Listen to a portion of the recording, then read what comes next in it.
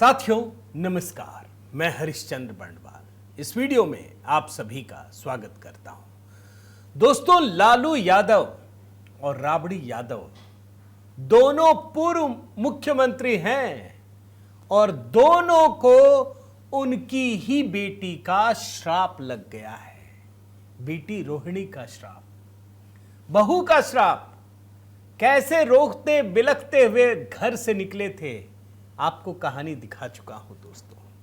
और देखिए, कुदरत का नजारा भी गजब का होता है। पहले तेजस्वी ने अपने पिता के सामने अपनी बहनों को, अपनी भाभी को बेदखल कर दिया और आज स्थिति यह है दोस्तों कि लालू यादव, राबड़ी देवी चुपचाप ये सब होते हुए देखते रहे। आज तेजस्वी यादव ने अपने ही मां बाप को बेघर कर दिया। क्यों कह रहा हूं मैं? अभी बहुत सारी कहानियां आप देख रहे होंगे, मैं तो कुछ बिल्कुल एकदम नई चीज आपके सामने लेकर आ रहा हूं। यही कह रहे हैं ना कि देखो, भाजपा की सरकार आ गई, पूरा कंट्रोल अपने में रख लिया और भाजपा ने एकदम नोटिस दे दिया है, घर छोड़ो। एकदम झूठ है दोस्तों। यह कहानी तेजस्वी यादव से जुड़ी हुई है। तेजस्वी यादव ने अपने ही मां बाप के खिलाफ, लालू यादव और राबड़ी देवी के खिलाफ ऐसी चीज की है कि उनको बेदखल होना पड़ रहा है। आज यही मैं कहानी में डिकोड करने जा रहा हूं। और हां, मोदी की भी कहानी होगी दोस्तों इसमें, बिना उसके तो सब कुछ अधूरा है। तो मेरा निवेदन है दोस्तों कि लालू यादव और राबड़ी देवी को जब दशकों पुराने उनके घर से निकलने का नोटिस दिया गया है, तो जरा आप कमेंट करके बताइए, क्या यह सही है या गलत है? आपकी नजर में क्या लालू यादव और राबड़ी देवी का उस सरकारी बंगले पर जीवन भर का अधिकार हो गया है? क्या उनको खाली नहीं करना चाहिए? आप कमेंट करके बताइएगा। और साथ ही दोस्तों, देखिए, आपसे फिर से ये खुशी साझा कर रहा हूं कि संघ की अनसुनी कहानियां लगातार 13वें नंबर पर बना हुआ है दोस्तों। ये पुस्तक जो है ना, जो बेस्ट सेलर्स की लिस्ट है, उसमें 13वें नंबर पर है। थोड़ी सी और आप साथ दें, थोड़ा साथ दें, तो हो सकता है टॉप 3 में भी आ जाए। लेकिन इसके लिए आपको हमारी मदद करनी पड़ेगी दोस्तों। आप सिर्फ जब भी ये किताब खरीदिए, जरूर खरीदने के बाद इसमें रिव्यू जरूर डालिए अमेज़न पर। उसमें लाइक कीजिए, स्टार दीजिए, 5 स्टार की रेटिंग दीजिए और जो भी आपको अच्छा लगता हो रिव्यू जरूर कीजिए दोस्तों। उससे क्या होता है कि अमेज़न भी सराहता है और इसके इकोसिस्टम में ये चीज़ें आगे बढ़ती है, जो उनका एल्गोरिदम होता है। तो आपसे निवेदन है कि जब हमने इतनी मेहनत से ये पुस्तक तैयार की है, आरएसएस के खिलाफ जो जहर उगला जा रहा है, तो मुझे आप लोगों के कमेंट भी मिल रहे हैं दोस्तों। मेरा निवेदन है, और कई सारे लोगों ने अपनी तस्वीरें भी भेजी हैं, आप सभी को प्रणाम करता हूं। आप वीडियो बनाकर भेजेंगे तो हम अपने वीडियो में साझा करेंगे। आइए शुरू करते हैं दोस्तों। मैं क्यों कह रहा हूं कि तेजस्वी यादव ने लालू यादव, राबड़ी देवी, पहले अपनी बहनों को बेदखल किया, भाई को किया और अपने ही मां बाप को कर दिया। जरा कुछ बैकग्राउंडर आपको दिखाता हूं। लालू यादव और तेजस्वी यादव प्रेस कॉन्फ्रेंस कर रहे थे। लालू बार बार रोक रहे हैं कि भैया तू रहने दे, झगड़ा हो जाएगा, मेरे को बोलने दो। कैसे पिता के साथ उनकी बातचीत होती है, मीडिया से बदसलूकी, एक बहुत पुराना हिस्सा आपको दिखाना चाहता हूं। जरा देखिए। मैडम है तो आप लेकर के चले नहीं, क्यों नहीं करें? नहीं, हम नहीं करें। छोड़ दो। नहीं, I will ma'am you are here to create a drama. We know that. क्यों ये कर रहे हो?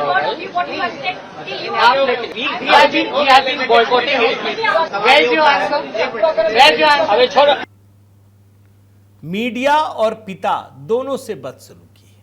उसके बाद बड़े भाई तेज प्रताप घर से, पार्टी से, दोनों से बेदखल कर दिया। एक छोटा हिस्सा का पार्टी का भी गमछा हटाया। 5 वो चंदवा मिल करके हमको परिवार से भी और संगठन से बाहर किया।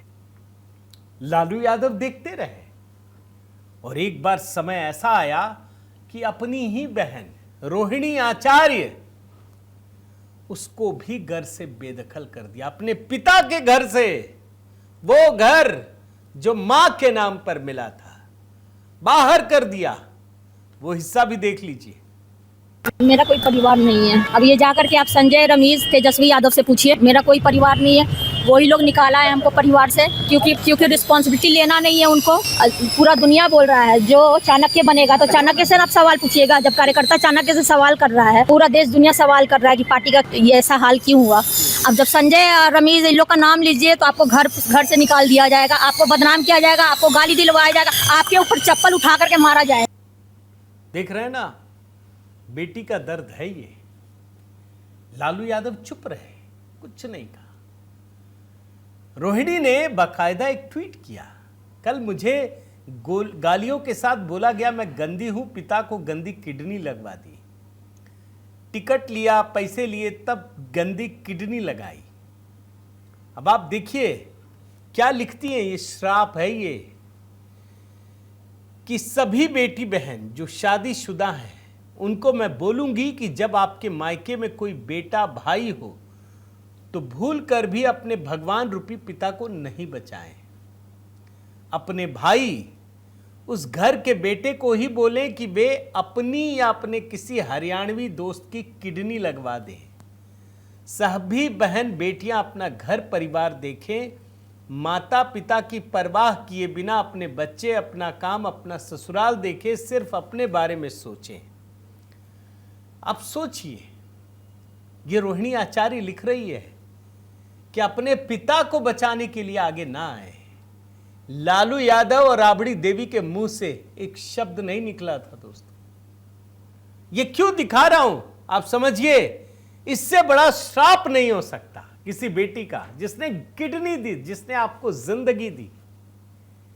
आज उसी मां बाप को, अब देखिए ये नियति है तो कानून के हिसाब से काम चल रहा है। उसी लालू यादव और राबड़ी देवी को उनके आधिकारिक निवास 10 सर्कुलर रोड वाले बंगले को खाली करने का आदेश दिया गया है। 20 साल से दोस्तों, 20 साल से इसी सरकारी निवास में लालू का परिवार रह रहा था। छोड़ने की नोटिस दी गई है। अच्छा, 20 साल से वो सत्ता में नहीं है, एक आध बार जब बेटा बन गया ठीक है, लेकिन लालू और राबड़ी देवी नहीं है। ये राबड़ी देवी का सरकारी निवास है। अभी तो इसकी जरा अंदरूनी परतों को आपको खोलकर दिखाऊंगा। पहले खबर समझ लीजिए। 25 नवंबर को यानी मंगलवार को एक भवन निर्माण विभाग ने नोटिस दिया कि आप 10 सर्कुलर रोड जो बंगला है, जो पूर्व मुख्यमंत्री राबड़ी देवी के नाम पर है, उसको खाली कीजिए। उनको कहा गया कि आप बिहार विधान परिषद में नेता प्रतिपक्ष हैं, तो जो इसके हिसाब से आपको आवास मिलना चाहिए वो आवास संख्या 39 हार्डिंग रोड पटना में आवंटित किया है। ये जो बहुत बड़ा, बहुत विशाल, जिसको आप अपना समझने लगे हैं, बपौती समझने लगे हैं, उसको खाली कीजिए। ये साफ साफ लिखा है। अब जाहिर है जो मिल रहा है ना 39 हार्डिंग रोड वाला, वो भी कोई छोटा नहीं है। वहां जजेस रहते हैं और मैं देख रहा था बगल में हज हाउस है, तो बढ़िया है, वहां भेज दीजिए। लेकिन ये तो बहुत बड़ा है, बहुत ही विशाल है। और तब मैं आपको दिखा रहा हूं दोस्तों, ये वही घर है जहां लालू यादव के परिवार, बेटियों की, बहू की सिसकियां भरी हुई है। रोहिणी आचार्य श्राप देकर गई हैं। आप समझिए, लालू यादव की बहू ऐश्वर्या बिलखती भी बाहर निकली थी। 15 नवंबर 2025 को रोहिणी आचार्य आंखों में आंसू लिए निकली थी। यानी बहू और बेटी दोनों के साथ नाइंसाफी हुई। और बहन को तो तेजस्वी यादव ने चप्पल फेंक कर मारने की बात कही थी। भूल तो नहीं गए। मैं पहले आपको बहू का, जो ऐश्वर्या राय है, कैसे उसने बताया था कि मेरे बाल खींच खींच कर मारा है मुझे, सुन लीजिए।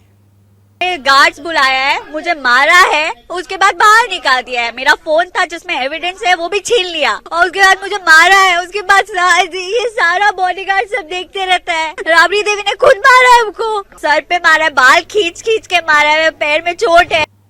अब मेरे मन में एक सवाल उठा दोस्तों कि आखिर ये किस कानून के तहत मिला था? अगर मिला था 20 साल से थे तो निकाल कैसे सकते? भाई कानून का ही राज है ना, ऐसा तो नहीं कि एकदम गुंडागर्दी चल रहा है बिहार में, वो तो होगा नहीं। तो आखिर ये पूरा मामला क्या है, मैं भी आपको जरा इसका रिसर्च दिखाता हूं, लेकिन उससे पहले एक थोड़ा सा क्लाइमेक्स दिखाना चाहता हूं। लालू यादव अक्सर प्रधानमंत्री मोदी के खिलाफ जहर उगलते रहे हैं। मैं पहले भी एक बार दिखाया है, दिखाता हूं, छोटा सा है। पीएम मोदी के ऊपर अनाप शनाप बयान, मरने तक की बात, ये बात समझिए। आज वही पाप जो है ना पलट करके इनको डस रहा है। छोटा हिस्सा है, छोटे छोटे बयान है, आपको दिखाता हूं, देख लीजिए। ये मोदी क्या है? मोदी कोई चीज है क्या? तुम्हारे पास परिवार नहीं है? बिना पत्नी के लोग जो रहते हैं प्रधानमंत्री के कोठे में, ये बहुत गलत है। संजय और रमीज इन लोग का नाम लीजिए तो आपको घर से निकाल दिया जाएगा, आपको बदनाम किया जाएगा, आपको गाली दिलवाया जाएगा, आपके ऊपर चप्पल उठा करके मारा जाएगा। तुम हिंदू भी नहीं है। अब पूरी तरह से फिट हो गए हैं, अब बढ़िया से फिट कर दे रहा है नरेंद्र मोदी को। नरेंद्र मोदी के नट्टी पर चढ़ने जा रहे हैं हम लोग आज का दिन। नरेंद्र मोदी के नट्टी पर पकड़े हुए हैं एकदम। मुझे मारा है, उसके बाद ये सारा बॉडीगार्ड सब देखते रहता है। राबड़ी देवी ने खुद मारा है हमको, बाल खींच खींच के मारा है। भाइयों बहनों, बिजली आई, बिजली मिली तो बिजली। अरे मोदी जी ठीक से बोलो, नहीं तो नस फट जाएगा। मोदी जी को पीछे नहीं रहना चाहिए, इनको चंद लोग से की बात छोड़ो, अब सुजलोग पर इनको पहुंचा। कल मेरे माता पिता भी रो रहे थे, मेरी बहन रो रही थी मेरे लिए। ये इसलिए दिखाया दोस्तों ताकि आपको पता हो कि लालू यादव जब सत्ता में होते हैं या पूरे एकदम वो में रहते हैं ना, तो कैसा घमंड सिर चढ़कर बोलता है। अब मैं आपको पहले दिखाता हूं कि ये जो सरकारी बंगला था, इतना बड़ा बंगला 10 सर्कुलर रोड, वो मिला कैसे था। दरअसल जब ये मुख्यमंत्री पद से हटे लालू यादव और राबड़ी देवी, तो 10 सर्कुलर रोड में रह रहे थे। पूर्व मुख्यमंत्री बनने की हैसियत से मिला हुआ था। नीतीश कुमार सत्ता में आए तो उन्होंने क्या किया कि सभी पूर्व मुख्यमंत्रियों के लिए एक सरकारी नियम को बदला नेक नियति से, कि जितने भी पूर्व मुख्यमंत्री हैं उनको पटना में सरकारी आवास, सुरक्षा और अन्य सुविधाएं सब कुछ मिलना चाहिए। नीतीश कुमार ने नियम बदल दिया। अब कई सारे पूर्व मुख्यमंत्री, जैसे आप देखिए राबड़ी देवी, लालू प्रसाद यादव, जीतन राम मांझी, जगन्नाथ मिश्रा, सबको आजीवन सरकारी आवास मिले हुए थे, दे दिया था, कोई बात नहीं। ये भी कमाल की बात है। ये वैसे लखनऊ में आप जानते हैं ना, उत्तर प्रदेश में जितने भी ये बड़े बड़े, जब मायावती हट रही थी, उनको पता था कि हार जाएंगे, तो बड़ा सा बंगला अपने लिए बनवा लिया। जब अखिलेश यादव को लगा तो उसने भी बनवा दिया।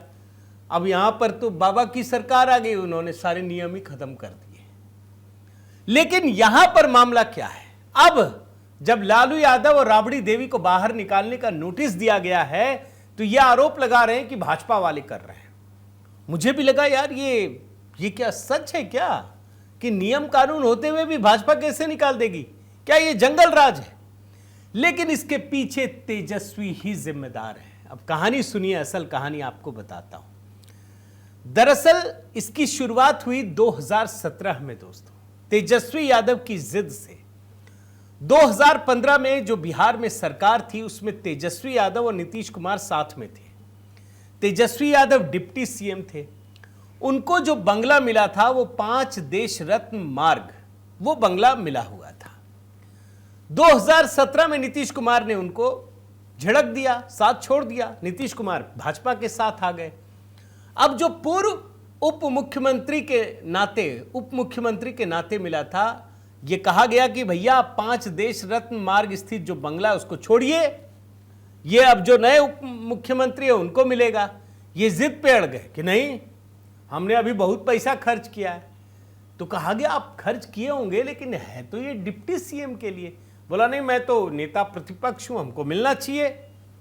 और ये जनाब पहुंच गए हाई कोर्ट कि भाई कोई नियम कानून होना चाहिए, जो बड़े पद पर लोग हैं उनको होना चाहिए कुछ। पटना हाई कोर्ट ने कहा बात तो सही है। डबल बेंच में सुनवाई हुई। मुख्य न्यायाधीश एपी शाही और जस्टिस अंजना मिश्रा ने पूरी रिपोर्ट मांगी गई। देखा हाईकोर्ट ने देखा कि भैया जब डिप्टी सीएम का है तो उसी को ना मिलेगा, भले आप खर्च कर दें। उन्होंने तेजस्वी यादव की याचिका खारिज कर दी और कहा कि तुरंत 5 देश रत्न मार्ग आवास को खाली कीजिए। और तभी हाई कोर्ट ने देखा कि यार ये यहां जितने भी पूर्व मुख्यमंत्री हैं सबको आजीवन इतनी सुविधाएं मिलती हैं, इतना बड़ा बंगला, स्टाफ, सुरक्षा, ये तो असंवैधानिक है। हाई कोर्ट ने कहा इसको खत्म कीजिए, ये असंवैधानिक है। और अब जब सरकार बदली है 2025 में, और आप जानते हैं नए मूड की सरकार है, तो यह फैसला लागू किया गया है। आप समझ रहे हैं ना, यानी भाजपा ने नहीं किया।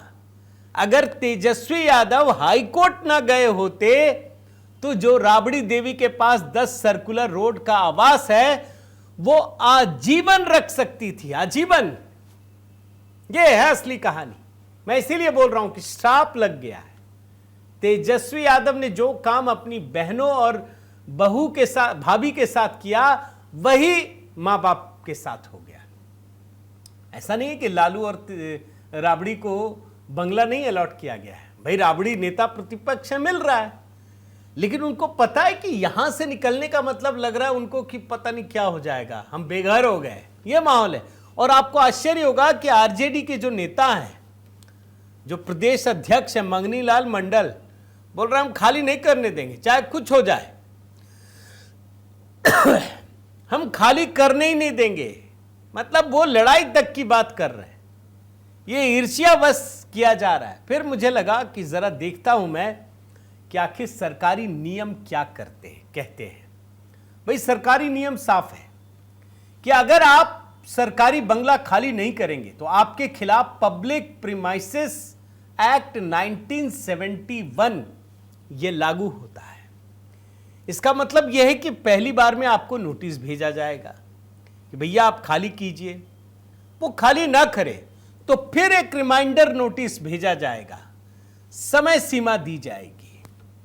इसके बाद भी खाली नहीं करेंगे तो सरकार ये घोषित करेगी कि ये अनधिकृत कब्जा किया गया है, और इसके बाद डीएम और प्रशासन को अधिकार मिलेगा कि वो घर को खाली कराएं और पुलिस बल के साथ सब सामान को उठा करके फेंक दें।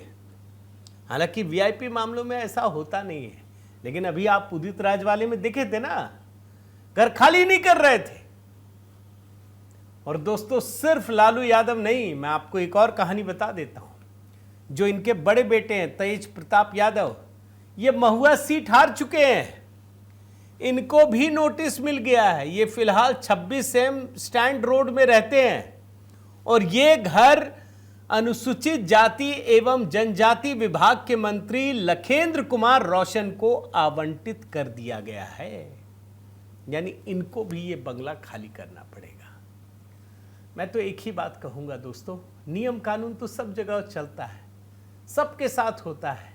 आप तो भाजपा में देखते हैं ना, बड़े बड़े मंत्री होते हैं, जैसे ही मंत्री पद से हटते हैं आप तुरंत खाली कर देते हैं, कोई इशू नहीं बनाते।